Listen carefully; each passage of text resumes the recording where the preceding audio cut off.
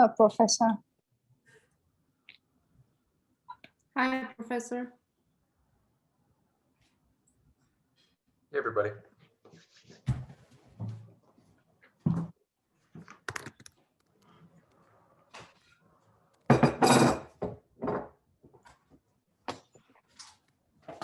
Professor.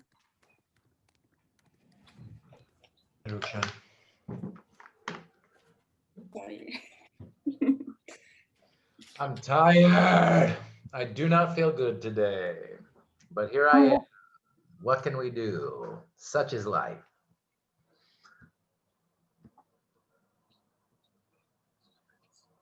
It's good to see you guys, though. I hope you feel better after class. It'll happen. Yeah, I class in the morning, Zoom in the morning. So after this, I'll Susanna talk. Can you hear me? Yes, yes, I can. Okay, good. Yeah. Thank Yeah, after class, I'm gonna read. I have a book that's not for school. It's just that I'm reading for my own life. I'm gonna do that. I'm excited about that. I'm just tired. I want spring break now. We have 3 more weeks, but I want a break.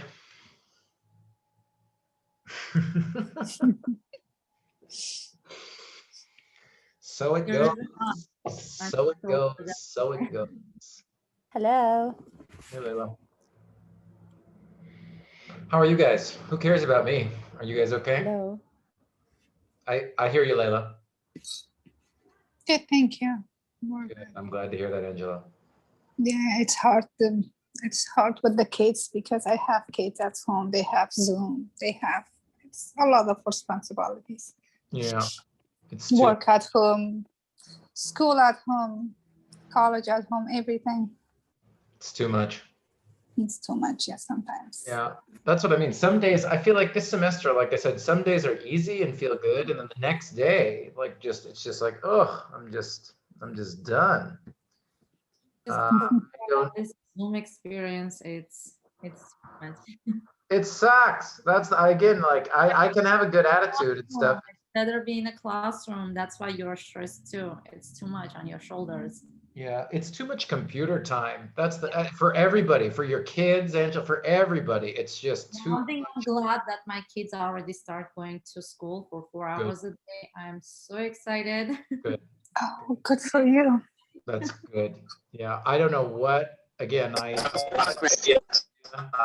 my whole life I like California. I just don't understand what we're doing with K through 12 school. I don't understand why. There's whole states where the schools are open. Like I don't understand what's happening. It's very strange. Pretty crazy. Yeah, like we complain too much, the parents and everything. Like they just like open up the school. yeah. Well, I mean, you know. It's just ridiculous, you know. Yeah. Like these kids, they stay home and they don't get education. There is no way you can get an education through Zoom because they don't understand. If like me for my kids, Yeah. they will never learn. Yeah, and they are addicted with the cell phone and the screen. I agree. We had so much like meetings with the counselor, with the things like the parents, you know, we just gather together, we just like attack the district. And, you know, finally they kind of open up the school slowly. Now they extend it for 4 hours a day. And we're just trying to do everything so it can push, you know, to open all the way because it's crazy. Yeah. Well, good for you, Susanna. Like I said, I mean, I'm a teacher. I'm very proud that I work for I'm a public school teacher. I work for the state of California, but I don't know what's going on. I understand teachers want to be safe. I totally get that. But again, like kids don't get the virus really. I mean, like, feel like most teachers, they just get comfortable, whatever it's, you know, maybe I don't teach. I don't know, but I like I said, I mostly agree, Suzanne. I don't know. I was complaining about this a little bit earlier, right? Like I chose to be a public teacher. You don't do it for the money. You know what I mean? Like you don't make, it's not like they don't pay us a lot. You do it because you're giving some service. I feel like I'm trying to make the place I live like a better place. And that's Mhm. my frustration with teachers for young children is like the young kids need it even more than college students, you know, like they need to be in school. So Yes, because this is their base. Like yeah. I was going crazy too because my major it's like SAE. Yeah. No, I just want to become a teacher, like a preschool, a kindergarten teacher. So Yeah. seeing these kids at home and how badly this affects their education, the I know. quality, whatever they're getting, like academically, it just like drives me crazy. I'm with you. Yeah. And it's bad because it's like my mood effects on my children mood effects on their education. It's like this nasty, I don't know, I just don't want to say that, but There's it's a not yeah, healthy. there's an idiom there. It's called the snowball effect, and that means like when the snowball starts down the hill, it's small, but as it keeps going down, it gets bigger and bigger and bigger. So that's what you're talking about is like it's like a snowball. It just keeps getting bigger and bigger, and as it goes. Yeah, yep, it's hard. Yeah. What will Well, I happen? see people in the chat. I think that's Khatim on her iPhone. Sadaf, hi, good to see you. Nadia says hi. Rafi says hi. So we're just talking about pandemic and online school and kids. And I'm trying to hi, Nasima, and I'm trying to have a good attitude, even though I'm just tired and cranky today, but that's okay. Mhm. Today I asked my husband, asked my sister, my son, would you Hmm, like to go to school? He say no because I have more time to do my homework hmm, and I didn't sit in the car yeah, and I can break anytime. I yeah, go bathroom easily. yeah. And he said, if a school start, I think stay home is better. And Paris is thinking different. Yeah, But I'm happy because my son is home. yeah, I have asthma, and he has too. yeah. Home is more safe than a school, I think. It's tricky. Yeah, again, I'm glad you said that, Leila, because again, like when I was talking to Susanna there, anything at the beginning of class, especially, it's just my opinion. I want to be clear, right? I'm not Yes. saying what's right or wrong. Everybody's different. I just know for me, and I'll just speak for my own self then, as a teacher, what you guys learn online and what you learn in the class is totally different.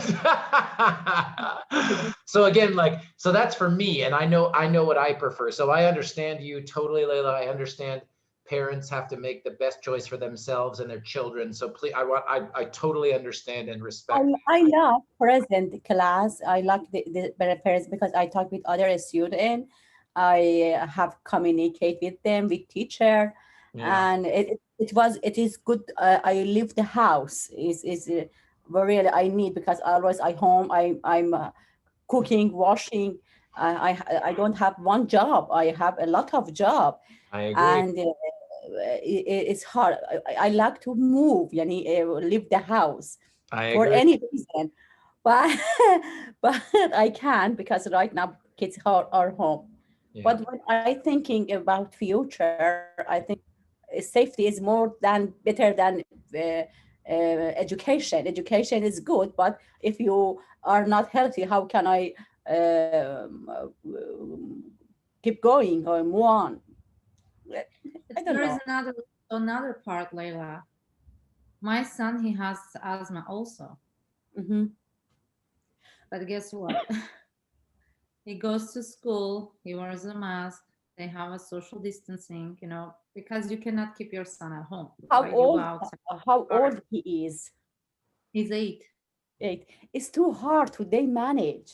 Hard. It is hard. It's just tricky. I just like, came to this conclusion, I don't know. It's just like if something happens, it will happen. Mhm. You know, Uh, it's uh, hard because you're not home. You go to store, you can catch the virus, you can come home and you can infect your. yes, but Just like, you know, I'm so tired of this pandemic whole situation. I just Everybody, I like, know everybody. I'm I sure you are too, Layla. I'm sure want to everybody be is. home because it psychologically damaged my kid. mhm. I was home, like I'm home. My mother-in-law is here. Like everybody is around the home. My kid is running to the room. He's checking on me. Mom, are you home? Mom, are you Where home? are You're not you? out. You Yeah. know, it's psychologically he got damaged. Both of my kids. One of them is 5 years old. I mean, already six. Not like the second one is like 8 years old. Hmm. So, you know, being home and you know the whole situation, are we gonna die? Like, is this what is this virus? Mom, I don't want this virus. I don't want this shot, you know, I don't want to get diarrhea. You know, it's all these things, you know, it just damages these children. You know, the day the school opened up for them, that was the most happiest day for them. Hmm. Wow. How how old are your kids, Layla? My kid is almost 11 years. Yeah. He born in May. Yeah. It's almost 11 years, Do but we are happy in this Yeah. coronavirus help us to communicate more because bless my you. hu- That's yes, good. my husband is teacher. Hmm. He work in Highland, Hmm. and tomorrow I think he vaccinate.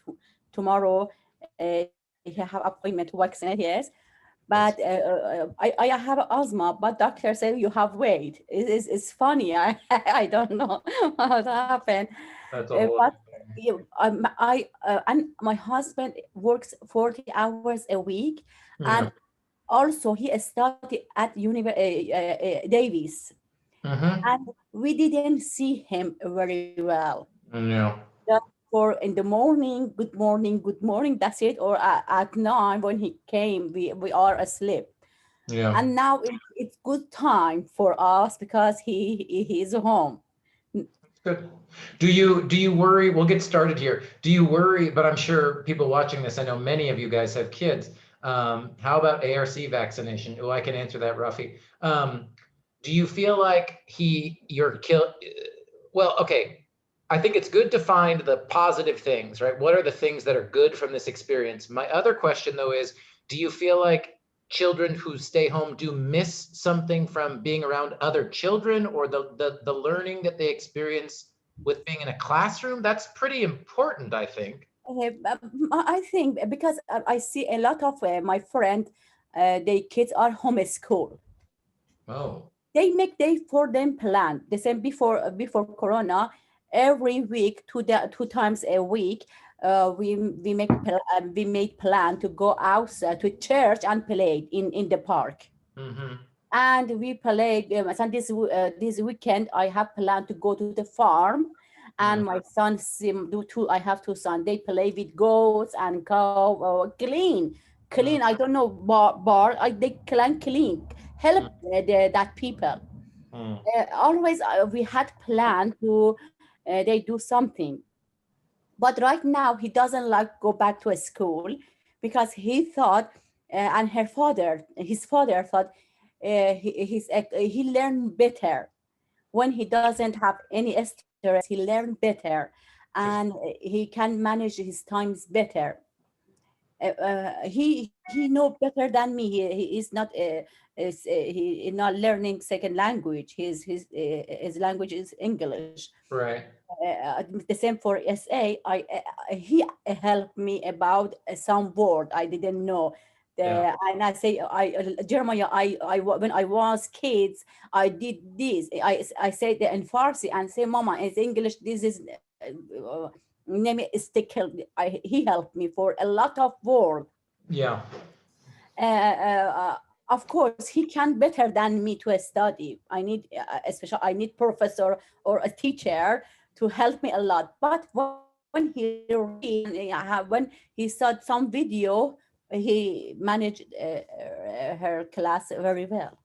Interesting. So maybe, like I said, anything I'm saying is just my opinion. I think maybe it Correct. is great. Maybe it is great for some students. I just think okay, well, if parents and children have the option to stay home, okay. But I will say again, my sister and my nephews, I have 2 nieces and 3 nephews. Excuse me. I don't think that online works for all students, and I think some students need to get back. So again, it's not a criticism or a judgment if it works for people. I just think like for people that want to go back but can't, it's just, it sucks. There's no perfect, it's just not good. I think it's not good. Same. But anyway, Years for his plan, he stay home for his last year, next year. I don't know. We're not, I mean, everything's going to be at ARC, everything's going to be online in the fall again. It's just, you know, Fatma likes it, Angela likes it. I hate it. So again, some people like it, some people, I hate it. I think it's horrible. I never, I was saying this morning, I used to work in financial aid. I did a lot of weird jobs before I went back to school and learned how to become a professor. And in 2010, when I quit my job working for financial aid, I said, I will never sit at a computer for 40 hours a week ever again. And here I am. My whole life is in Canvas now. So you never know, everybody. You never know. Fatma's asking if I teach 340. I'm going to teach 340 next spring. Next fall, I'm teaching 350, which I teach now.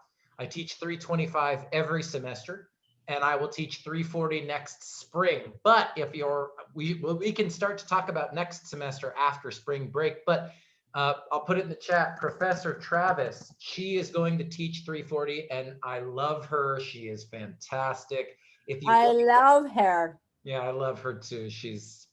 She's amazing. We got hired together. We got hired in the same year. So yeah, she's my one true friend that I met at ARC. So she's teaching 340 in the fall. So you could take 340 with her in the fall. I'm or done. I will be done. Good. Oh my Great. God. Great. Perfect. I love it. And the spring, though, for people who are thinking the spring, I'll be teaching 340 a year from now. Maybe online, maybe not. Who knows? God, only God knows. I'm working full time. That's why. Exactly right. No, I know. It's like you were saying too, Layla. Oh my God, when I was at UC Davis studying linguistics too, I was teaching when you're working and going to school. It's just, and like you said, I live alone. I'm not married, so I do all the cooking and all the cleaning, and it's a lot of freaking work, man. Cleaning and cooking? But only for one person. I don't have to feed and clean for other people. But if I want to mop if my house is dirty, I gotta clean it. You know what I mean? It's just me. I can't wait around for other people. Hey, speaking of kids who go to school, she's looking really good. Afternoon, dear professor. Hey, Samira. Okay. Excuse me, sir. Yeah, please. Do you have time after class? I want to talk to you about my essay. Yeah. I wrote, the shorter the better, because I need to stop working today. But yeah, I'll be here. I have office hours like usual. Okay. You will cry more. Jeff, can you hear me? Yeah, Fatima, what's up? Yes, I need to talk with you also because I text you, but you didn't answer me. Thank you. Yes, I know. Yeah, this week was, I was grading, I had essays to grade for my G310 and my W350. So I was a little bit behind this week. I can help you if you want. Thank you. I saw Fatma Wednesday morning though. I did get to talk to some of you guys. That was yesterday. Oh my God. Yeah, if you have questions, stay after class, just like usual, right? Those are my student hours are right after this class ends. So if you have questions, I'll stop recording, stay with me, and I can talk to you guys one-on-one. Yeah, but I need to leave at 3 o'clock because I want to pick up my son. I would love to leave at 3 o'clock too. Yeah, just hang out. We'll see who's here. We'll see who stays, and we'll make a plan. Okay, so Fatima, stay and hang out, and we'll make a plan. Okay. You guys. I want to talk with you about. I want to talk with you one by one because I don't want to. I understand. I hear you. I hear you. I get it. I get it. Um, all right. Okay, well, I know people have questions and you know, you guys don't need to hear about all my opinions about the pandemic and working online and online teaching and blah, blah, blah. Who cares? So we're here today. It is Thursday. It's really good to see all of you guys, see some of your faces, hear your voices. Today is Thursday, February 25th, 2021. Here's my plan for today. So I do have a warm-up activity where I want you guys to be able to talk to each other. Then I'm going to open it up for just sort of general questions, right? If you want to work one-on-one to look at your essay, stay after class. But just if you have general questions, we can talk about those. And then I just want to look at more examples of narrative writing, right? I truly believe that reading and writing go together. So if we can read some of these stories and understand how theme and narrative and descriptive writing come together, I think that will really help you. I think that will really help you when you go to write this week, right? Because 1 week from today, first draft, right? First draft is due 1 week from today. Cool. So here's what I want to do. First, I'm going to put you in small groups, and I want you to just talk a little.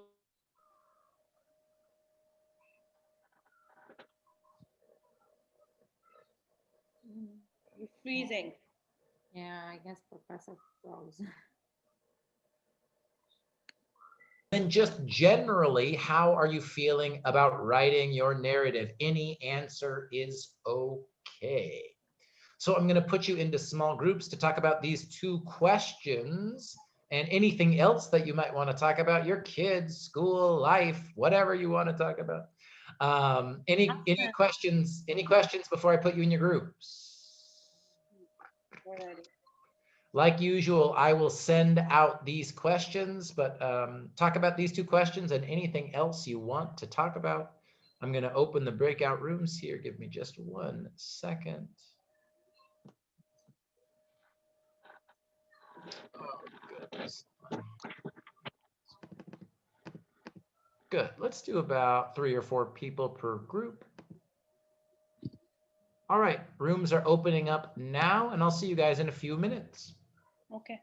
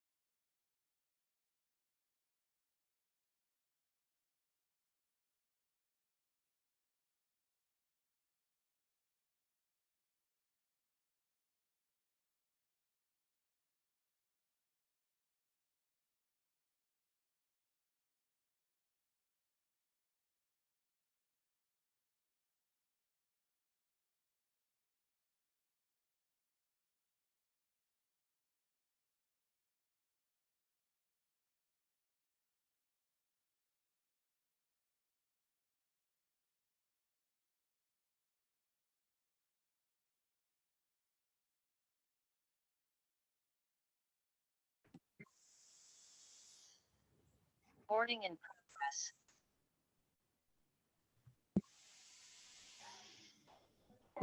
Recording in progress.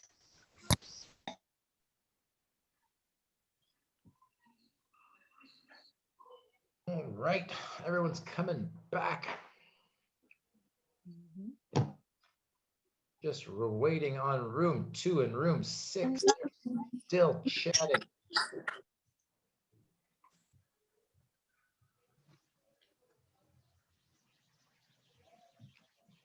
I like it when people wait. It means they're still talking about stuff.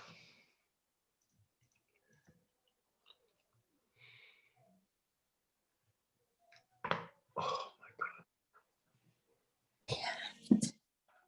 God. All right. Oh, little baby, tiny baby. Little, like what, 8 or 9 months, 10 months? No, actually, she's a year and 2 months. Oh, okay, she's looking at you. She's like, Mom, what is going on? What are you doing? What is going on? The second one is here. Oh, So cute. oh They're, my yeah, goodness. they're conjoined twins. Yeah, they're conjoined twins. They got separated like just a few months ago. Are you for real? Seriously? Yes, they were conjoined by their head. Whoa. And this is the first surgery was done in UC Davis here in Sacramento. Veronica, what an amazing, that's incredible. I don't even know what to say. I'm just happy they're both safe. That's incredible. Yes, I know. And this is a miracle that they're like both healthy, you know, like, yeah. Incredible, beautiful, blessings, blessings. Yeah. That's amazing, Veronica. That's fantastic. Thank you. Yeah, Wow. it's my friend's house. So yeah. Yeah, dude. She's like, look at that kitchen. That's my friend's kitchen. That's not my kitchen. Yeah, that's not my. Wow. I'm at my friend's house, but I'm listening to you all the time. I know you're always here. I know. I always I know people are whatever. People are sweeping or cooking or doing something, and I'm, Yeah, it's doing me. something. It's me and Susanna and Layla just talking in the background. And I know. I see. I know Layla, and nice to meet you to Susanna this semester. Yeah, nice to meet you. in the chat, Rafi just says, "Amazing, Veronica." So more just appreciation. Oh yeah, I didn't see for the chat. your beautiful children to be healthy. That's fantastic, Veronica. Yeah, thank you so much. Well, you don't have to, but we can. Well, let's talk a little bit about. Did you read any of these stories? Either Veronica, if you want to, or someone. I'd love to hear. Yeah, I was reading the stories and I was listeing to you more. Like I was listening. Like actually, I started with Arab now and or Arab past and American present, and it was quite interesting because I think we had the same story. Like everybody have the same story. I came from Ukraine, but it's still the same that we were Ukrainians before in the past, and now we are American. And yeah, with this American culture and everything, it's interesting. Perfect. Well, good. We'll get to talk more about that one today. We'll look at that example too, but I'm glad you liked that one. Cool. Else, just a little, anyone else? I do want to make sure I have time for questions you still have about your own writing, but I'd love to hear any other stories that people like from the book and why you liked it, just a little bit, if anyone else wants to share.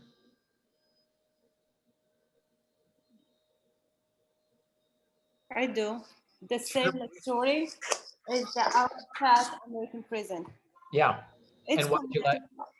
It's connected to our life. Yeah. You know, when I was reading it touched my feeling. It's like it touched my heart because we seen ourselves that will happen to us.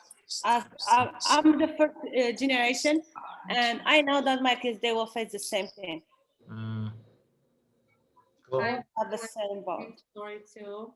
Like I mentioned last time, I really like the Arab past American present because it's close to my culture. Yeah.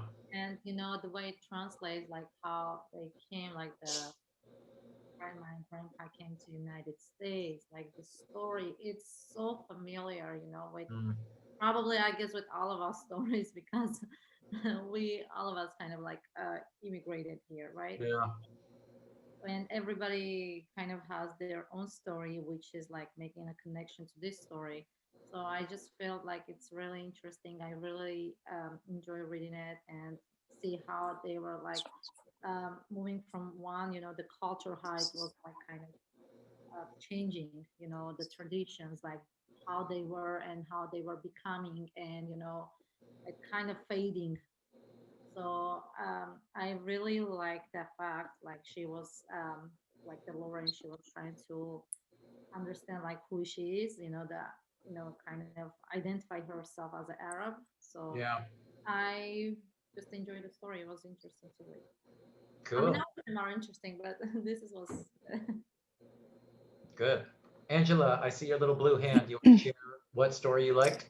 Yeah, the only story I really enjoyed, I love it. It was the how to stop saying sorry when things are not your Oh, fault. okay. Yeah. Tell me, why did you like it? Yeah, it's related to my real life because when it's related to my brother when he was in Germany and he was so young and he was diagnosed with the cancer, and my father sent him to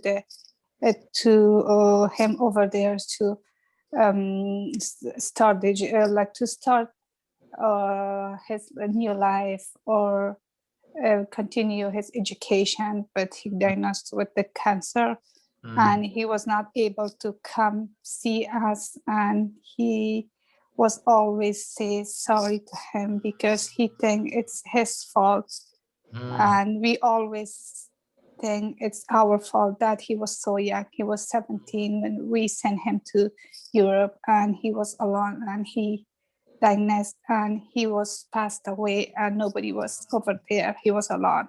So sorry to hear that, Angela. I'm so sorry. Yeah. It's really interesting because that story is really interesting because, for a lot of reasons, like you were saying. Of course, it means a great deal to you for personal connection. But I think it's really interesting. This book is so much about immigrant stories. Right. So sometimes you get something that's very specific to being an immigrant, right? Like Arab Past, American Future is very much about the experience of leaving home and losing tradition and all those things. And in that story, Angela, that feeling of always saying you're sorry for things. I mean, now that's in that story, I think the author does a great job connecting that to the immigrant experience. Excuse me, 1 second. I've got a little cough. Hold on. I'm sorry. Excuse me. Um, that's kind of, I think, but that's also a very human thing, right? Like I love that story because it's like an intersection of some people, some personalities, some humans have that habit, right? Oh, I'm so sorry, I'm so sorry. And I think the author does a good job of connecting that to her experience as an immigrant too, which I think is really a good thing about this book. Is some of the stories are very, very specific, like immigrant, and other stories are a little more like broad, just sort of what it's like to be a human being and also to be an immigrant. So I'm so sorry to hear about your loss of your brother, and but I am happy that the story was meaningful for you and you felt like Yeah, thank you. it felt true. Mhm. I'm glad you liked it. I'm glad you liked it. I see Rukshan and Ibrahim. How about Rukshan first? I see your blue hands, and then Ibrahim after you, Rukshan. Which one did you like? Professor, I also choose the story how to stop saying sorry when the things is not Hey, your fault. Angela, you've got another person who likes this one. Yeah, why did you like it, Rukshan? When I read the story, I find many themes in there. We can see the themes like when people immigrate in a new country, then they don't know the language and they don't know about the country, like the place. For example, when he start his school, he know everything about her own language. Like Yes. he gave mad example. He knew about her own language, but he couldn't say for her professor, and he says sorry. That's why I choose this story, because first time when I come in the USA, when I go somewhere, I couldn't explain like yeah, I couldn't explain how to say. Just I say yes, no, sorry. Just that's why I chose this story, because yeah, it's a really good story for me. I love it. Rukshan says, sorry was the third English word. Yes, no, sorry. That's it. Okay. Wow. That is very, but you're exactly correct. And like I said, again, I think some people do that if they only speak one language, right? I know a friend and she's an American and she only speaks English, but she says sorry maybe more than she needs to, right? But so like I said, that's true. People do that in different cultures, different countries. But I love in the story, and like you just said, Rukshan, when it comes to the language or what we don't know, right? Oh, we need extra help. So instead of saying, hey, can you help me? It's like, oh, I'm so sorry. I'm so sorry. I'm so sorry. So yeah, absolutely. You know, when you don't understand the language, it doesn't just make you like feel like shame. It's not a shame, but you will feel shy and embarrassed. But it make you in trouble. That's what happened with me. Yeah. Make me in trouble facing the police officer. I was in my like 4 day or 5 day. I find the job as a babysitter. I didn't put this in my essay. I was gonna say, is this your narrative? A story about? No, I didn't put this in my essay. when Fatma got in trouble with the police on her 4th day in the United States. I was like with the. I worked like a babysitter for a couple months. Yeah. And he was Moroccan. He speak my language, but his wife was American from Morocco. Yeah. And the kids speak English. And they were divorced, and I was sitting with the kids like for a whole day, and I will go home night with my kids. Yeah. Okay, the wife came to see her kids. Yeah. And I don't speak English. I don't understand nothing. Yeah. Yeah. And she asked me to take her kids outside to play with, and they said no. She left. She looked at me like, what are you telling me? It's my kids.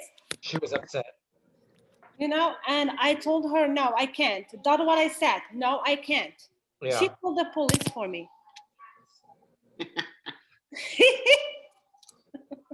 Okay. She doesn't. Was she a very nice woman, Fatma? That sounds a little bit extreme to call. She has mental health, but the police, he doesn't know that she has mental, you know.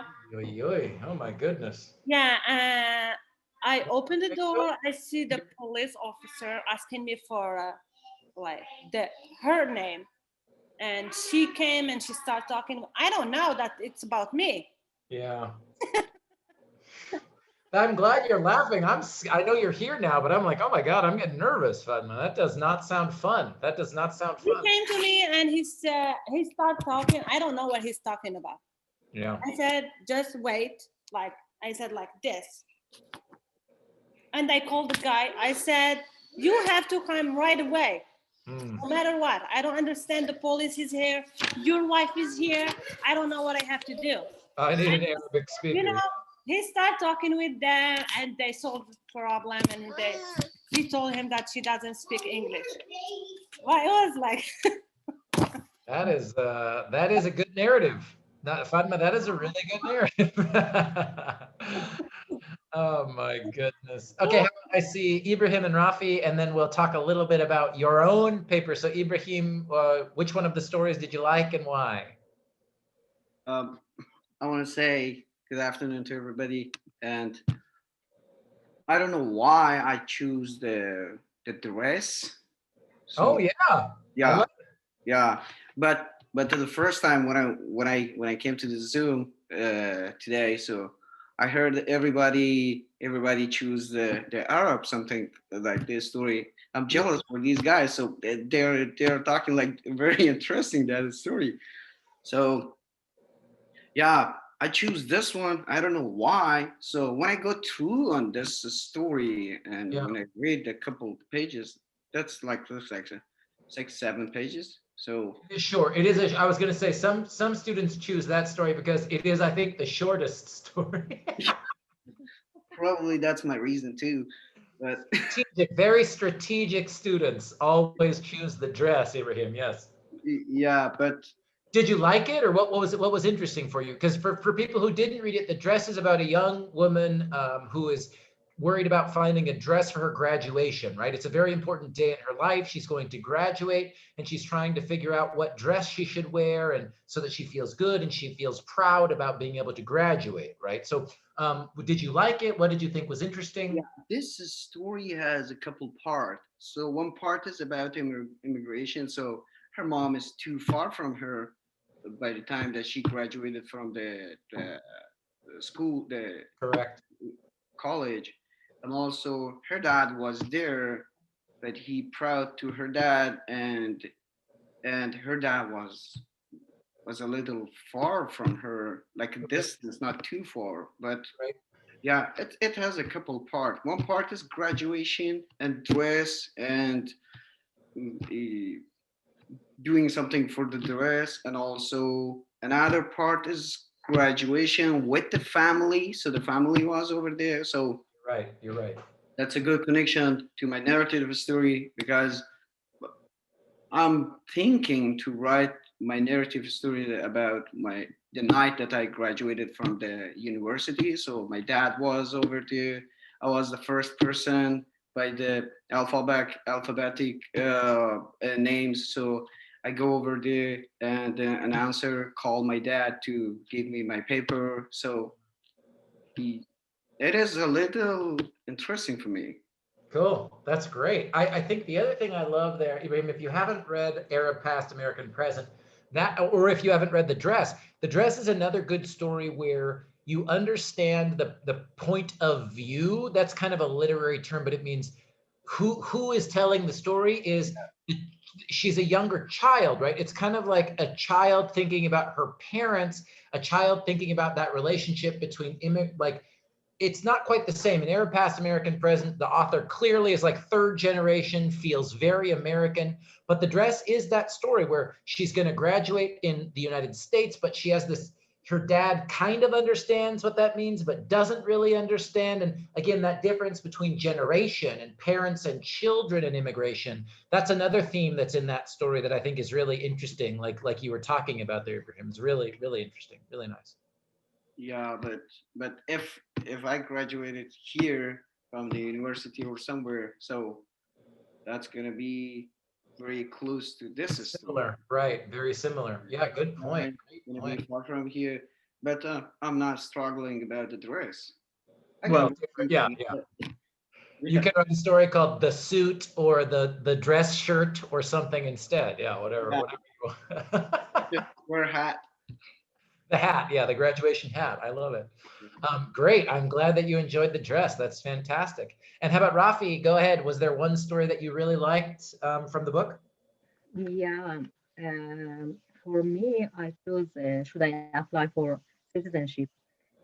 Um, Should I apply for citizenship? That's the one near the end of the book, right? Yeah, good, good. yeah, Why did you like it?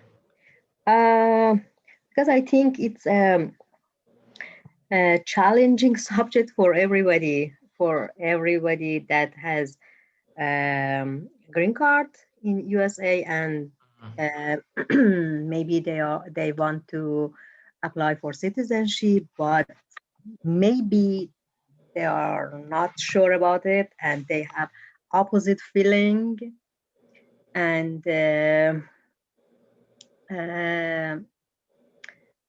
at the same time they feel opposite um, opposite thing in their mind, I think, and that's why I chose this one. It was very interesting. Also, the last story about Tehran jealous, it was very funny.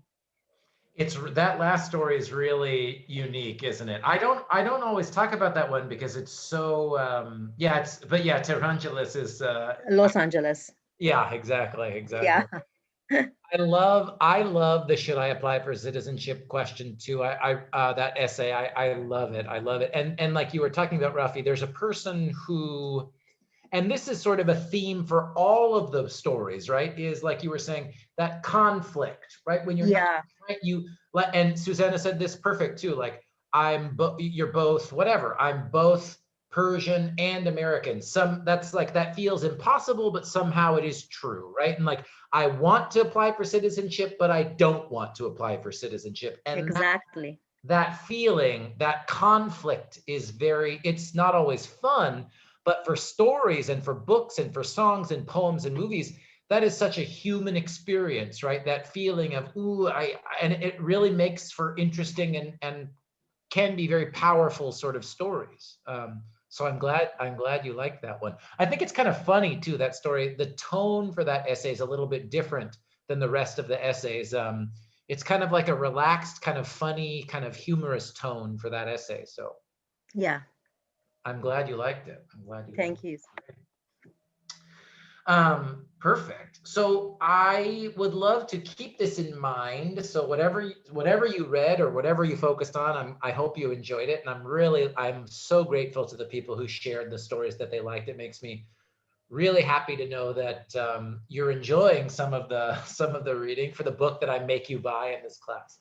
I'd love to now sort of transition and get ready to think about, reading is fun, I think. But writing can feel more difficult. So let's start to think about that. What did you guys say for how are you feeling about your writing, your own narrative? And I'd like to sort of transition to, if people have any specific questions, what to do, how to do it, let's talk about that. And then we'll start to look at Arab past, American present. So how are you feeling about writing, and what questions can I answer for you? Almost I'm done with my writing. But first draft, the writing is never done, but first draft, I know what you're saying. Yes. But so how are you feeling and how are you feeling, Leila? It is not easy. It's hard because we need a theme. This is first time we're thinking about theme or several things. And especially I write about ants, and I connect to my life. And my son helped me because I try to find a lot of new words before I never thinking about that. And yes, new vocabulary. And the same, I call my friend and ask her for, I explain what I want to say for one sentences. I ask him, I have this is in my mind, I don't know what phrase can I write about this. She helped me for one sentences, and I really like it and learn something new. I don't know. Now, after class, I want to talk with you about. Sure. So, and then, okay, great. And so some of the things that Leila said there that were challenging, vocabulary and expressing your ideas and feelings in English, of course, that is always a challenge. And then theme, right? This idea of, is there a clear theme? That is important. And then Rafi said in the chat, should this be a real story? And like I said, this narrative should be a real story. But again, only tell a story or a narrative that you feel comfortable writing about. You don't need to share something super personal. And if you really, really don't feel comfortable, then you can maybe share a story you know from someone else's life. Or I want to be careful here, right? Like, it should be real, either something you, ideally, in a perfect world, something you experienced and you feel safe and comfortable writing about in this class, okay? Now, if that's too much or too difficult, maybe someone else's story, a friend, an aunt, an uncle. But if you can, what I don't want is to just create a totally fictional story, because that's different, right? Writing a fake story, a fiction story, is different than writing a narrative that happened to us or happened to someone in our family. So that's what I would say, Rafi. Let me know if that answers your question. And then Angela, I see your blue hand. What's up? Yeah, I have question when we write a narrative, the intro. I have about the introduction. Okay. Is this like okay if we start from the general then to come to the points, like, or it doesn't matter if we start just from the points? Or Great question. So yeah, Angela was saying, is it okay in the introduction at the beginning? Excuse me, I'm going to do that again, but mute myself. I had almonds and now I'm like dry almond in my throat. Okay. The short answer to your question is yes, start general. We're going to look at the beginning for Arab past, American present, and you'll see, remember, starting general, starting with the theme, starting with a topic instead of just, I woke up on Wednesday, October 12th, 2013. And, that's great. That's narrative, descriptive writing, but you want to introduce the reader to your theme or your topic at the beginning, more general, before you just go straight into the narrative. And we've looked at a few examples of how people do that, and we'll look at that again today. That's what yeah. Yeah, go ahead, Angela. Yeah, because the book I checked, like 3 or 4 of them, they just start from they just pointed with the not the general. They just like from the story they start. That's why I was like confused. Should I start? Because with the general, the intro, it looks really good. When you start with the general, you give examples, then you come to the points. I think so too. Was there one, I'm just curious, was there an essay in the book that you thought there was no introduction or that just started right away? Yeah, I think the student, sorry, the student example. Oh, the right. last week we talked about that, right? The Los Angeles, the other also the goal about the school. Exactly. Yeah, she says, oh, I was in Guatemala and I was at the university right. and I got on a plane, and you're like, whoa, whoa, whoa, what's happening? Yeah. Where are we? What's going on? Yes, good. Yes, I agree. That's what I was talking with the group, just having Please. And everything. So I was like, okay, my example is gonna be like Arab past, American present, and I was kind of bringing my examples on it. Like I have an idea, but I don't have it. I did not start it yet. So I was thinking, I need to have the skeleton. So I kind of bullet pointed like, what is it gonna be like? First the opening paragraph, then I have to talk about like my immigration, and then the second is gonna be my immigration, but it's like the continuing, and then talk about my wedding, and then my hardships, and then end it.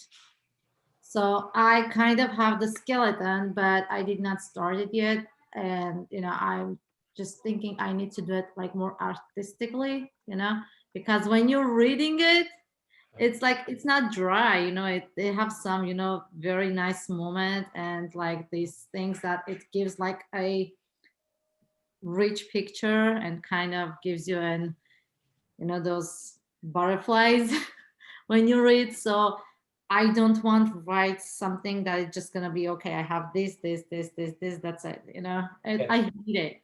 I just want something that is gonna be juicy. I get it. I totally get it. And remember, this is just writing advice that I would give to anybody. This is why I was kind of joking, a little bit joking, when I say to Layla, well, the first draft is due, but the writing is never done. I really think that, if you, in 1 year from now, if you want to take my W340 class, you can learn about writing as a process and not as a product, right? I do think that a lot of people think, oh, writing means at the end, I have this thing and it's done. But I think really what writing is think about it, read a little bit, write a little bit, go back, read a little more, change things, revise, resubmit, get feedback. And of course, that takes more time and is a little more difficult. But I think that when students start to understand, whatever you write for your first draft, even if it's not as juicy as you want, I like that word, at least in this class, I'm going to grade it, and then you have a week to revise and resubmit so you can add more juice, right? And I'll tell you, I think, ooh, on page 2, lots of juice. But here, maybe add, you know what I mean? So I only say that to really, it's easy for teachers to say, oh, don't worry, you know, just start writing. Well, you know, if you only get 1 grade, if you can't revise, it's very stressful. But I will say again, here's an idiom for you guys. Did I do this in this class or in another? I don't even remember anymore. All the Zooms are running together, you guys. Here's an idiom, my writing advice to anybody, native speaker, whatever.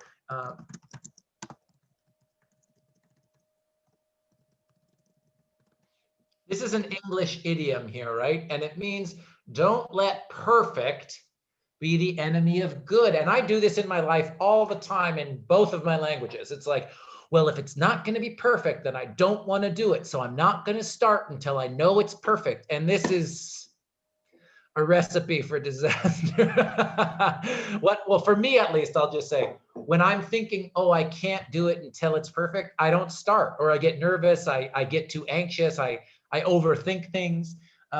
So anyway. I can't do that. Yeah. Start, it's gonna be really bad, but I'm gonna start. Yeah. And then you got to start. Work on it, but you know, I did not start it yet because I was like, okay, let me I just love have it. it. Yeah, I sometimes. There's not only one theme, so whatever I'm thinking, it's like kind of contains different themes. Right. So I'm kind of thinking, should I do that? It's like, you know, that's what I'm saying. Like I kind of have a skeleton. Yeah. So I didn't start it, but starting it's always good. You know, when you start, it just like comes, and then you're, and then you get the theme and everything. But yeah, but not writing until it's perfect. Oh hell no, it's never gonna be a perfect. Well, that's good. You have you're healthier than I am then sometimes. I will also say there, Susanna said something really smart about making bullet points or an outline, a skeleton for yourself. I'm going to say this is like a success of students working on this. That could be a writing strategy, I would say, and I'll also, just like I said for reading strategies, if you're thinking about ways to make writing feel better and feel easier, find what works for you, right? Some people love outlining. Some people don't like outlining. That's totally fine, right? Some people like to sit down and just like get it out. So whatever works for you, right? At least, especially in this class, hopefully you're not super stressed about your grade. I'm trying to create a relaxed class, right? Like, test stuff out, see what you like, because this is the thing, is like there's not one perfect way to read, you know, a 200-page book. There's no one perfect way to write this type of essay. So it's good to try stuff out, and see what you like. Anybody else? Maybe we have time for 1 or 2 more people before we do a little more practice. Yeah, Ibrahim, please. If I get the point, I'm agree with Susanna, because if you put the bold word and you find the very special moment, so you can add as much as you want, like details. But by the time that you start, you need to start with something. So if you have no good point, so how do you start that? For me, this type of strategy is work, because so if you want to write, if I want to write something about something, so it is hard for me to organize everything by the time that I'm writing. So it's better to have like outline, but by the time I'm writing, I know, yeah, when I go up over there, there's something happen like this, and if it is better to put this one or not by the time that I'm writing. So for me, yeah, it looks like Susanna, it's work to have outline, and it's get easier. Oh, nice, very nice. And I'll just tell you guys, I hate outlines. Sometimes I've had to teach how to write outlines. I am terrible at teaching people how to use outlines because I don't use them.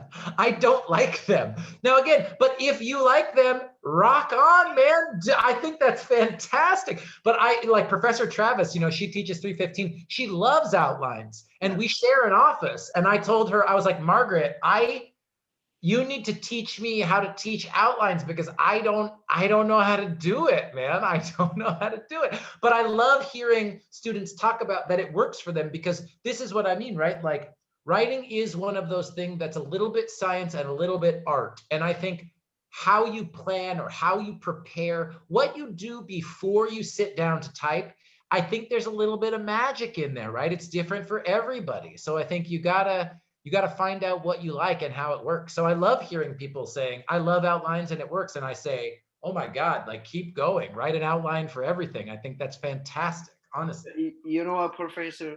I had a class last semester. I had a class with Professor Margaret. Yeah. So that's one point that I have to do with outline, because yeah, she makes you guys do it. I know she gives you, she's like, you have to do it for points. I know. Yeah. And also in my background, I've been a lawyer back in Afghanistan, so I have to find a good point to prove the paper. So that's the important thing. So I know somebody steals something, or maybe hit somebody with a car or something like that, but I have to find a good point to prove to defend my client. I love it. No, that makes sense. That makes total sense. And for me, so I love that idea. So an outline is one way to get organized. You want to make sure you're clear about what points you want to include. If you're a lawyer, of course, what evidence, what specific evidence, what proof you need to include. That makes total sense. Makes total sense. I come from the arts. I came from theater and literature. And for me, before I write, I like to do what's called free writing, right? Where I'll set a timer, 15 minutes. I'm not organized. I just type, like any idea that comes into my mind, I just type, and then I'll read it. And then I'm like, ooh, and you let it. 90% of this sucks, but this 10%, that's the thing. And then I kind of go, so again, like, you know. When I try doing that, I'm just like, I hate it. Sure, that's what I read it, I was like, what the heck is this? I love it. I get it. I get the part that, it makes sense mostly, but sometimes it's just like whatever comes in my mind, I'm just like, I'm typing it right away, typing it. Yeah. And then like, okay, it does not match. Yeah, no, I honestly, because I am so biased because in terms of writing strategies, I love teaching reading strategies because I've used all of the readings, and we're going to do 2 more after this, after break. We're going to talk about reading strategies for nonfiction, right? We talked about reading strategies for some stories in this book, or things like but for the hyper focus book that we're going to read after the break, we'll do more reading strategies. I love talking about how to read better, how to read faster, because I think I'm open to all these different ways, but writing, I know what I like. So it's hard for me to teach different styles, just honestly. But anyway, I love hearing about what works for you guys. And I think it's so great that you guys can share what works for you with each other. And even for the people who I'm looking at just your names, I know that you guys are listening, people watching on the recording, listen to, these are other students in your class, listen to them, right? Learn from them. There's no one perfect way to do this. In the chat, I see Amina's asking, is it acceptable if the theme of our essay does not involve language and translation? And can I write my first person narrative essay about a background story that happened to me in my country? So the second question, yes, you can write about an experience in your country, this country, another country, something that happened in your first language, your 10th language, in English, anything you want. And I'd say this about the first question. Okay, does it have to be about language and translation? I'd like it to be, but if you have a perfect story with a great theme and you're really excited to write about it, you know exactly what you want to write. And I'll say this again, and you know what the theme is, go for it. Okay. And it doesn't involve language, it involves something else. That's fine. That's totally fine with me. Thank you. Yeah, of course. Of course. Okay, we got time for one more person. Anybody else want to talk about what's going well or what's challenging before we look at another example?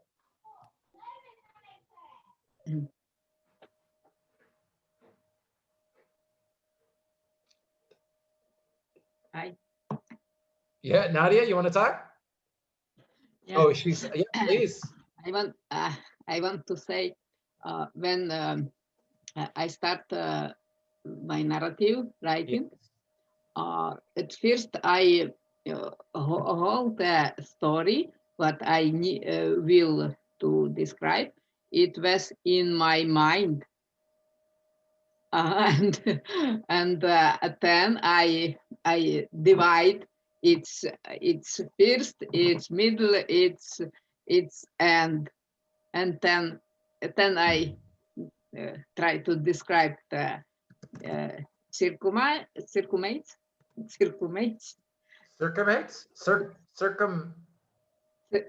обстоятельства.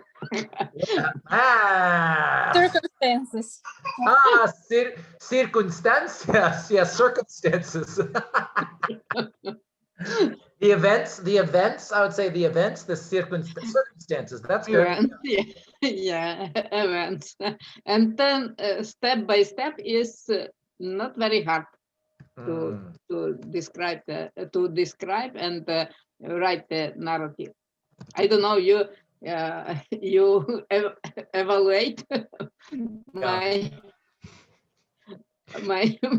I will evaluate. Yeah, I'll evaluate your narrative. But I love this because Nadia is sort of talking there, I think, about more ways to get organized, like Susanna and Ibrahim were talking about. So, but I love there is you had the idea in your mind, and before you just started typing, it was you wanted to be sure the circumstances, the events, beginning, middle, and end were clear. Is that right? Yeah. I like that. I like that. So you want to make sure you knew the narrative that you wanted to say before you started. I like that. I think that's a great suggestion. I think that's and did it work? How did it go? How did it feel? I'll grade it, of course, but how did it feel to do it, Nadia? I feel good. I remember the all the process, all the event when to was in that time,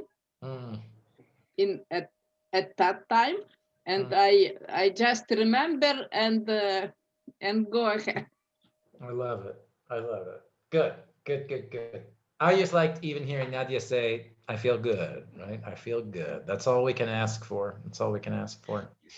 I see a comment here in the chat. How many words should a paragraph be and how many paragraphs should be our narrative? So I'm asking for 1,200 words for this essay. And remember, in sort of like standard US college formatting, Times New Roman, 12-point font, double spaced, a paragraph is about 250 words, right? About 250 words, usually, right? Usually. So you can do that. Like, for example, if we go to,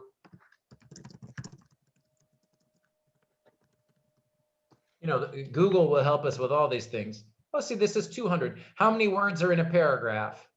So about 200 words. So how many paragraphs should your essay be? 1,200 divided by 200, 6, 7, how many paragraphs is 1,000 words? Again, like, I guess the only thing I want to say about this is I'll say a prayer for all of you.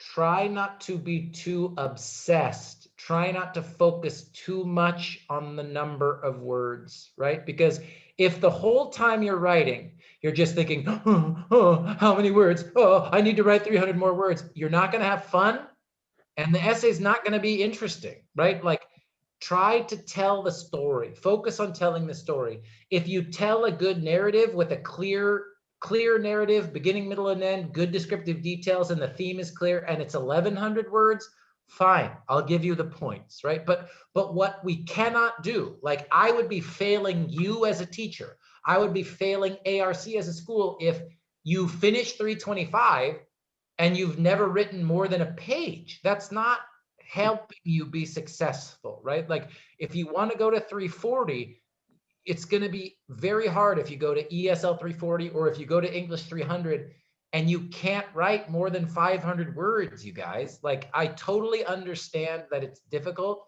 and I can help you and tell you it's going to be okay. But eventually, this is, like I said, the second week, you have to break through. You have to push through. You have to keep going.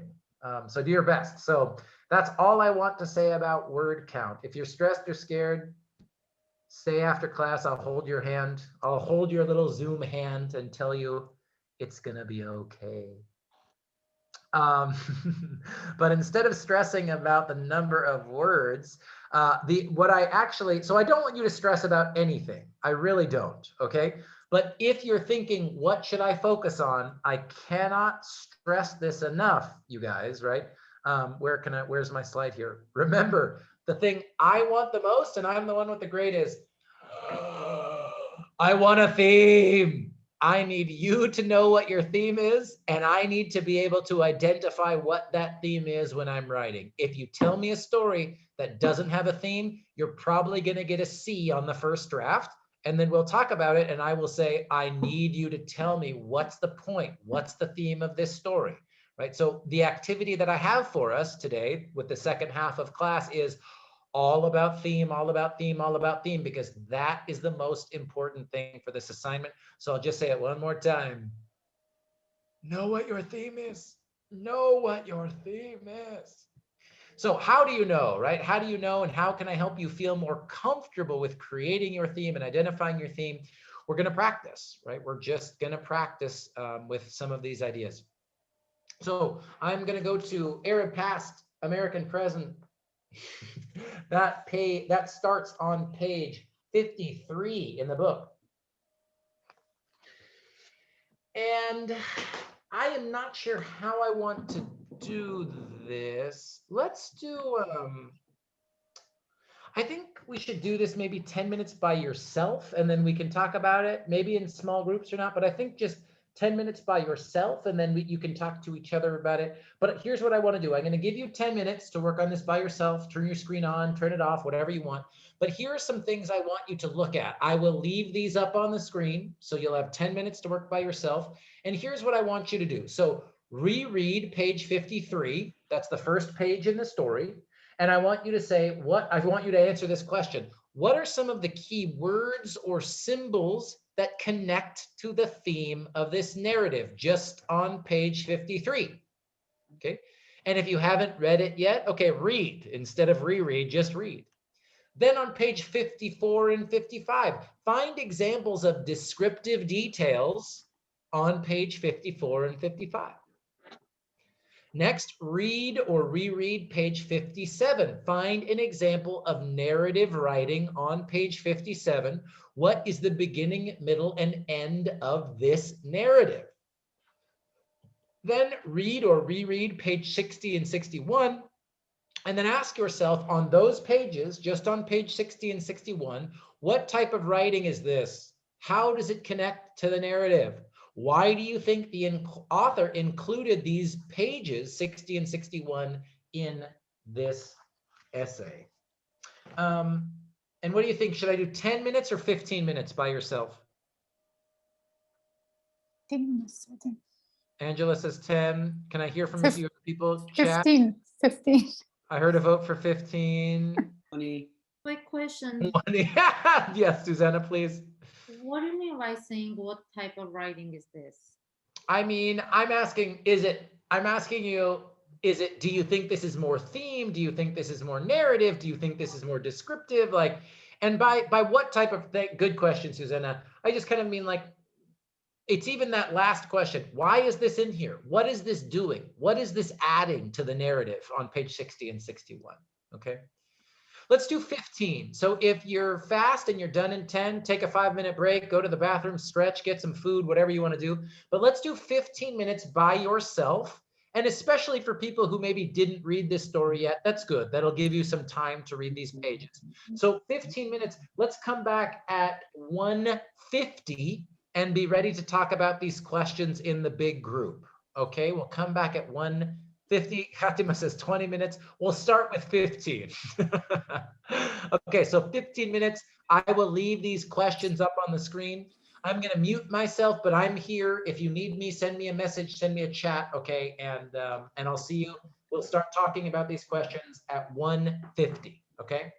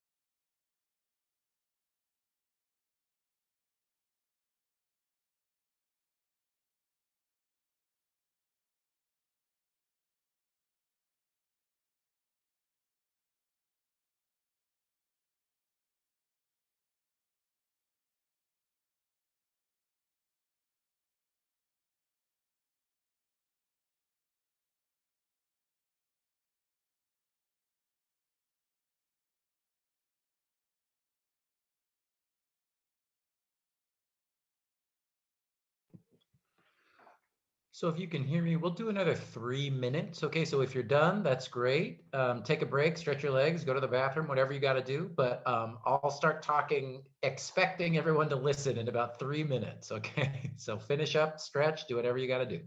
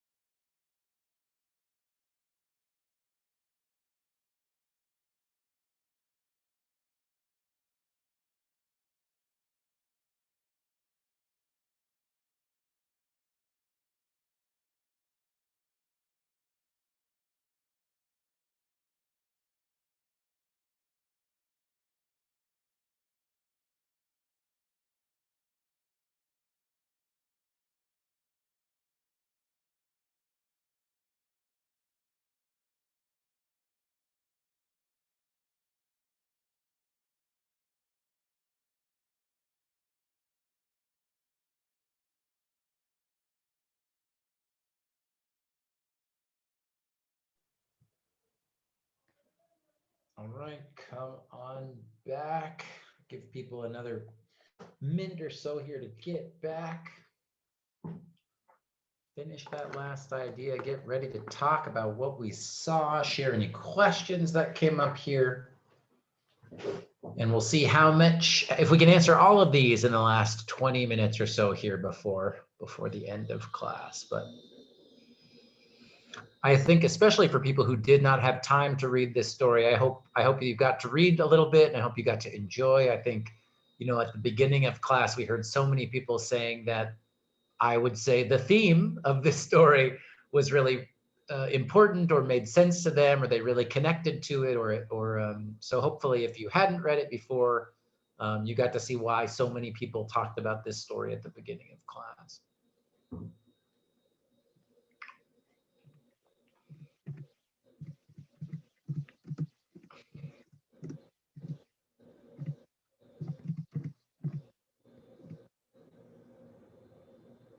Layla says, I think it's narrative. Well, the whole, every essay in this book is a narrative, Layla.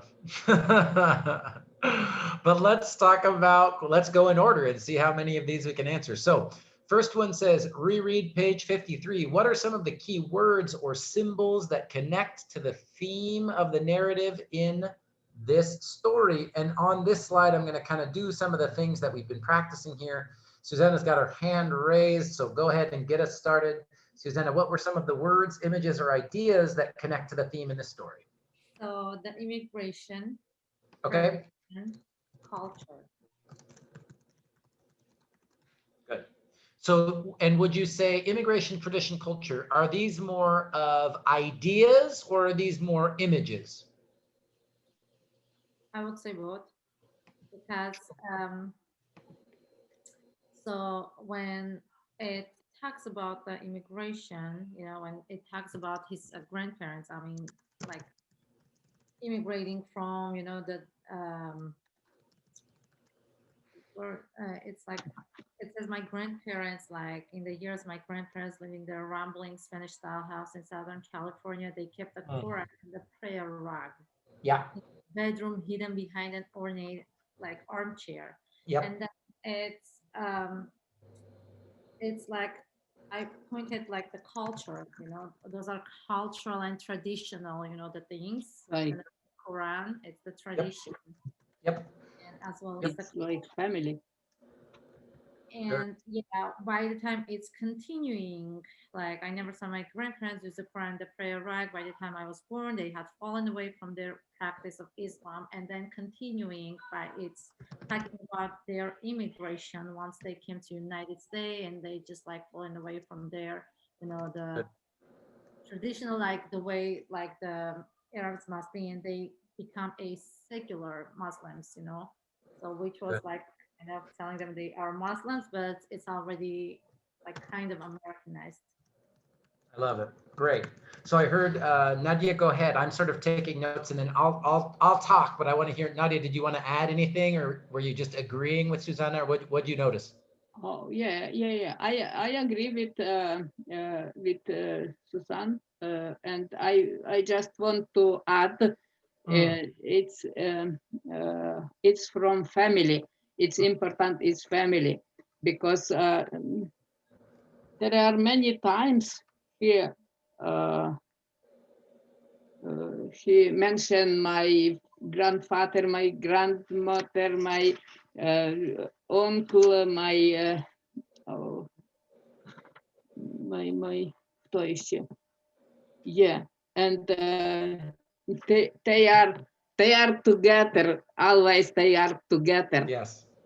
I love that, Nadia. You're right. So that's really smart too. It's not, you know, again, in the first sentence, right? She doesn't say, this is a story about my family, right? Instead, we get my grandparents. And again, words that repeat are really important for the theme. So you're right, Nadia. Uncle, aunt, mother, grandmother, grandfather. We get all the names or the titles of the people in her family. So I love that. And I added to some of the themes or concepts or big ideas that Susanna talked about: immigration, tradition, culture, and family.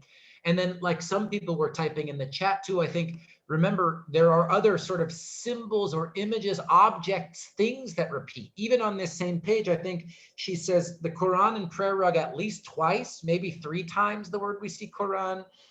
Muslim, Sunni, Islam, Damascus, we get these places and names. So on that first page, right away, we get, hey, you know, in the years my grandparents lived in the rambling Spanish style house in Southern California, we get, whoa, she's going to introduce her grandparents. Okay. And then we get these symbols and names of places, right? Damascus, Quran, prayer rug, this chair, right? So you start to see hopefully how these, some of these things are kind of big ideas, the theme.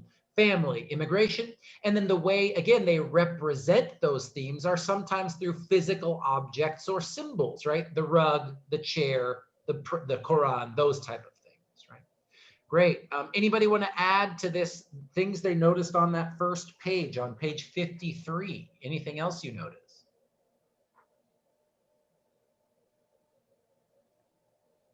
I'll say one other thing I will just point your attention to, and this is a little bit more difficult, but when you start to see things like, even in that first sentence, I know Susanna started to read it and I did too, but in the years my grandparents lived in their rambling Spanish style house in Southern California, they kept the Quran and a prayer rug in their bedroom, hidden behind an ornate armchair.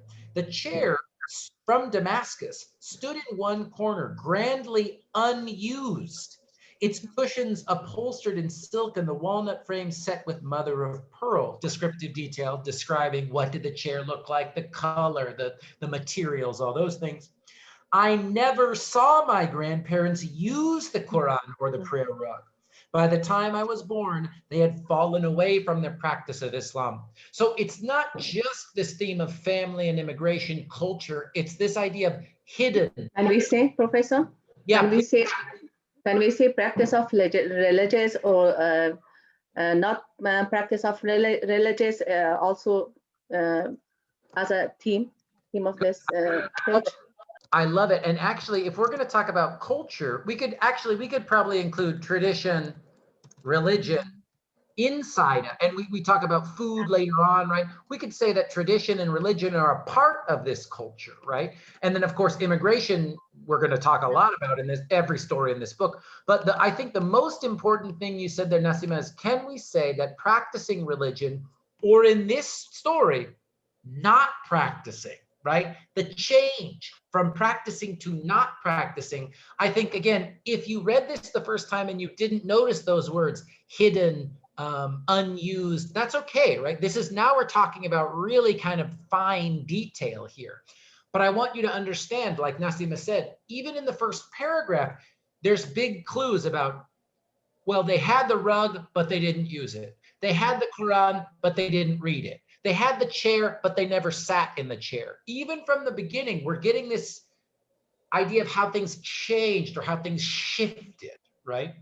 Does that make sense? Questions or ideas about this first page? So I'm thinking again, earlier we were discussing this idea, okay, so should I just start with the story right away, the narrative, or should I do a more general introduction? Here, we get a much more general introduction, right? We learn about her grandfather immigrating to Brooklyn. We find that out on the next page, right? But before we say, oh, my grandfather moved to Brooklyn in, what is it, 1913 or 1911, excuse me, on the next page, the first paragraph on the next page, 54, we see my paternal grandfather, Munir Alwan, first came to Brooklyn from Syria in 1911. Okay, here the story starts, right? The narrative starts. The beginning, literally. Hey, the beginning of the story, my grandfather immigrated to the United States.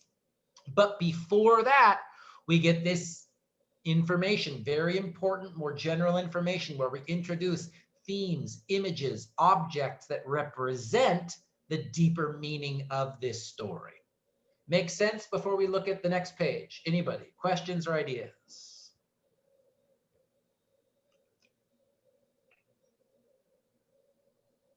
Okay.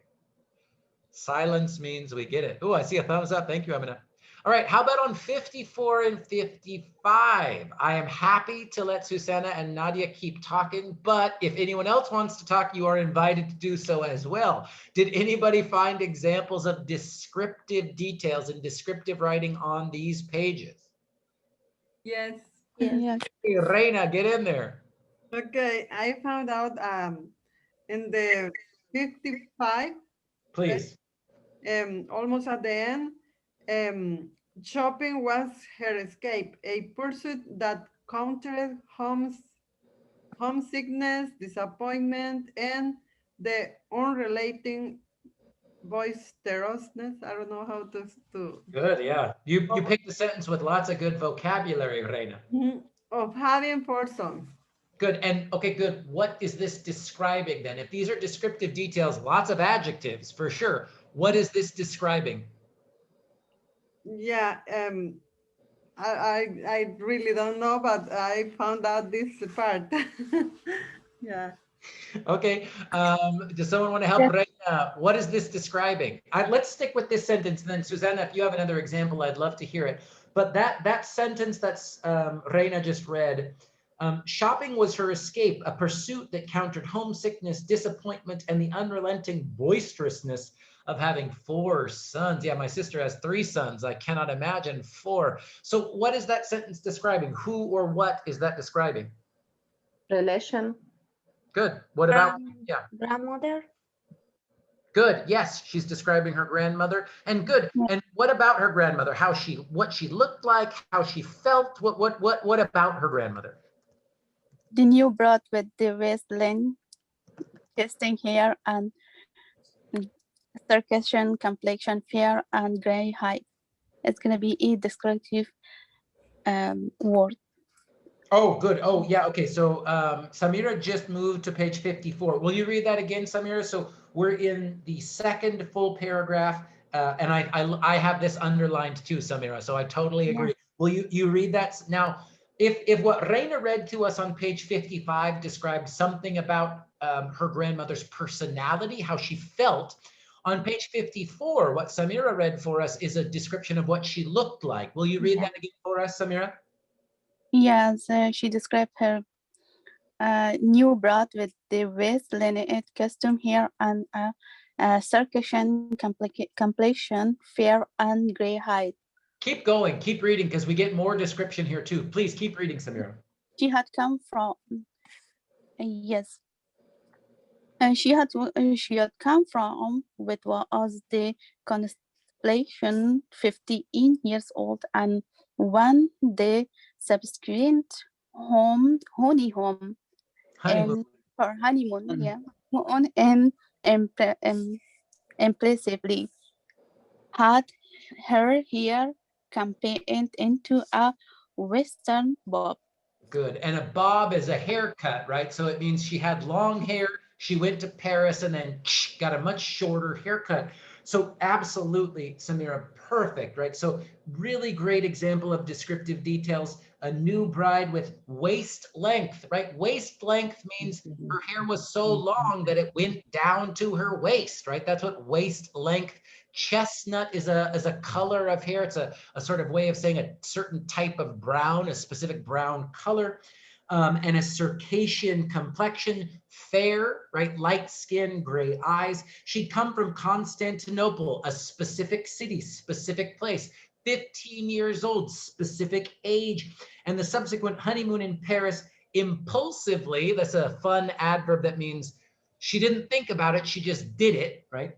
Had chopped her hair into a Western bob. So again, at the beginning of that sentence, well, two sentences, we say her hair was long down to her waist. And by the end, we get this other information. She cut it super short when she went to Paris for her honeymoon. So descriptions of colors, description of how long her hair was, description of places, description of age. Absolutely great example of descriptive detail, Samira. Susanna, yes, please. You want to add? Yeah, I besides pointing out the second paragraph, I also thinking this could be like an example of the descriptive, the descriptive narrative as well, because it's on the 55 page 55. Yeah, tell me. Top, the sentence, the bakery of the family life, the place the boys went after school on the weekends, and where each eventually learned some aspects of the business, baking bread, making pastry, the exacting methods of candy making behind the shop. Yeah. In the Good. bakery. I was going to say, keep going. This is, and if I'm sorry to interrupt, but keep going. And this is the part that I highlighted, everybody. That when what Susanna's about to read behind, I think this is just such a beautiful writing. Just a few sentences, but beautiful writing, gives such a clear image. And I just want to especially say, I agree with Susanna, but these next sentences, you guys, are really wonderful. Go ahead, Susanna. Behind the shop, in the baker's kitchen, there was a table used expressively for rolling out pastry dough by means of a wooden dowel whose length matched the width of the work surface. In the light cast from one overhead window, my grandfather worked the dough to a legendary thinness, rolled until it dropped over the table edges like a bolt of cloth. I love it, right? Now, again, hopefully you guys can understand this is descriptive writing. This is different than saying my grandfather went to the bakery. He put the dough on the table. He rolled the dough out. That would be a narrative, right? That would be saying first he did this, then he did this, then he did that. Instead, she's describing what this table looked like and how it was used, and that beautiful image of the dough like curtains, right, draped over the edge of the table. So without saying he came to work and every day he made the bread, instead of saying that, we get this descriptive writing that we understand that, right? Because the author sort of makes us imagine this picture, right? Makes us imagine this picture. Now, again, I'm not expecting you, I want to be clear, I don't expect you to be a perfect expert writer like this, right? That's not my expectation, is that you write something that's this clear. That's not the point here. But I do hope that you start to understand this when you're reading, and you start to see, because when you start to understand what authors are doing when you're reading, then you'll be able to do it in your own writing eventually, right? It's like listening and pronunciation. If you can't hear the sound, it's impossible to say it, right? It's literally impossible to make the sound if you can't hear it. And that's the same idea. If you can't recognize the different types of writing in these essays, it will be very hard to write it yourself. And that's why we keep practicing. Perfect. So Reina, Samira, Susana, that example that Samira found for us on 54 and read for us, the example Susanna read for us on 55, those were the examples of descriptive writing that I really wanted to talk about. So really phenomenal job, you guys. So we've only got 9 minutes, so maybe we can only do one more, but let's talk about this last one as well, page 57. This one is a little more tricky, so I'd love to hear what you thought. What is the example of narrative writing? Where is the story with the beginning, middle, and end on page 57? Susanna, I will call on you if no one else wants to talk. I loved it. I'm happy to hear Susanna talk, but I want to make sure other people can if you want to. No, they're like, let Susanna do it. We'll just listen. Nadia, you want to say something? This one. This one is tricky. Nadia, please go ahead. And Nadia and then Susanna. I'd love to hear both of you. Yeah. The author described a historical background. It was that take a place in that time. Good. And the difficulties they had in that time. Yep. Good. So, and I love it. I totally agree. This is a short 2-paragraph narrative that is also kind of like explaining history, right? So remember, don't get scared. I'm not asking you to write a historical narrative. That's much more challenging than writing your own personal narrative, right? This is a first-person narrative, but the same structure here, it works, right? It has a beginning, middle, and end. Even though it's not about her family specifically, she is telling us a little bit of history. So at the beginning here, it says, let's see. Okay, the term, I'm on page 57. The term Arab American was coined, that means made, invented, in the 1960s as a rejection of the racial classification of white, the only category available to people like my relatives on naturalization and census forms. According to Arabs in America, a historical research of the University of North Carolina at Chapel Hill, the racial classification for Arab Americans has long been ambiguous, the legacy of a past in which immigrants from Greater Syria, the Arab province of the Ottoman Empire, were initially classified as Turks and so grouped with Asians under the category of Oriental. For this early wave of Arab immigrants, the misclassification was not only inaccurate, but linked them with the anti-Asian immigration laws in effect at that time. So Nadia is exactly correct. This is about history. And we could say even more specifically, these 2 paragraphs, if you look at them, they're like a history of the term, the word Arab. Where did this even come from, right? She says Arab or Arab American. She's trying to sort of explain, well, here's where this word came from. So the beginning is, she basically says, there was no term, right? Like the term Arab American didn't exist, right? Because at the beginning of the story, anyone who came from Syria, and she's talking about her family now, right? Anyone who came from what is now Syria was just Asian, right? Was just Turkish, was just Asian, right? Then we see how this changes in the second paragraph.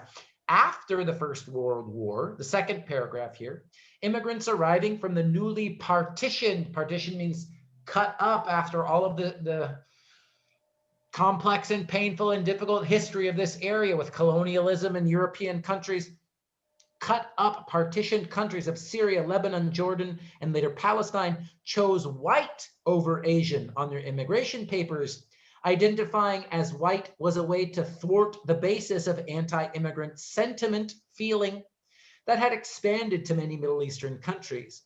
So beginning, I would say, There was no word for it, right? People from Syria were Asian. Middle is, okay, then people from Syria were just white, right? So that's the middle here. And then in 1911, when my grandfather first immigrated, and in 1921, when my grandmother arrived at Ellis Island, the classification of white might have been seen as a necessity for being successful in the United States. So she does a little bit of both, right? She says, here's where this term came from, here's a little bit of the history, then a little bit of connection back to her, these themes, right? Immigration, her family, her grandmother, her grandfather. So yeah, Susanna, do you want to add to this or anything you noticed as well, or did I already talk about all of your ideas? You just talk about whatever I was going to say it. But the end, like, you know, the whatever you read, like the in 1911 when my grandfather first immigrated, and in 1921 when my grandmother arrived at Ellis Island, the classification of white might have been seen as a necessity for being successful in the United States. So after that, it's like kind of ending the narrative. That's what I was kind of pointed out. I don't know if you want me to read it or there is no. Yeah, please. We got 4 more minutes finished. We'll let. I love having students read. It's way better than you guys hearing my voice all the time. And then we'll finish up here. The classification enabled citizenship, but also acceptance and inclusion. It might also have enabled them to buy the family home in Los Angeles. Great. Yeah. And I love, so Susanna, the classification enabled their citizenship and also, but also acceptance and inclusion. So it was not existing before, but then, you know, it finally enabled them to, you know, be classified. Fantastic. Yeah, I think I want to agree and just repeat what Susanna said there about, okay, we finished this short narrative about the history of Arab or Asian or white or whatever. And again, if you look at that last sentence, that Susanna read for us, it may also have enabled them to buy the family home in Los Angeles. This would be an example of a transition sentence, right? We understand, okay, the next paragraph is probably going to be about family and the house in Los Angeles. And again, you start to see how, like I was saying, it's good to practice. Okay, is this narrative? Is this descriptive? Is this more theme? But again, now we've been doing this 3 weeks, right? I think many of you are starting to see that in this type of essay, it's like a wave kind of in the, right? It all kind of connects together, right? So it's not like, oh, this page is 100% narrative. There's no theme. No, they kind of connect and flow into each other really, really nicely and really neatly. So that's a good example of a sentence to help the reader or help you as the writer transition from, okay, now I'm talking about more general theme. Now I'm going to transition back to the specific narrative of my family, my grandfather, the house in Los Angeles, and that kind of thing. So fantastic. Great. So we did not have time to talk about that last question on 60 and 61. That's okay, because I think that's the most difficult, right? This is like grad school level theme. I'll tell you right now, 60 and 61 is some big ideas and big themes. But just if you're thinking about how to include your theme or how to write about examples of themes, all I'd say is look at those pages, right? Look at those pages, because yeah, I'll say, I've said it 20 times already, but go ahead, Susanna. By reading them, I noticed that page 60, it's more descriptive, and page 61 was more narrative. So yeah, it's on the 60, it was describing like little details, but the 60 it was mostly like telling a story. That's right. I think 60 and 61 are really, they're interesting. So again, I don't just look at them as an example, because I think 60 and 61 are super, you really see how, again, descriptive writing, narrative writing, and the theme come together in just 3 or 4 paragraphs, right? That's not even the whole narrative, but in those few pages, you can really sort of feel the author is sort of talking about doing everything. She's really kind of talking about why this story is important, what it means to her, how it connected to her own experience. They're really rich and juicy paragraphs. So again, those are good examples if you're thinking, oh my goodness, like, okay, Jeff, I know how to tell a story, but I don't really know how to talk about what it means. Those pages 60 and 61 are a really good example of how other authors can do it, right? And that doesn't mean you have to do it exactly like that, but hopefully you can start to notice how authors talk about the theme while they're talking about their own experience. So good. I see people are leaving. I know we stayed all the way to the end today. So if you got to go, go. It was great to see you, everybody. I know there are a few people, Mir and Fatima and Layla, so hang out. Otherwise, have fun. I'm going to just say it. Have fun writing your essay. Good luck. And I'll see you next week. Good to see you guys. Bye, Susanna. Bye, Sherry. I'm going to stop recording now, too.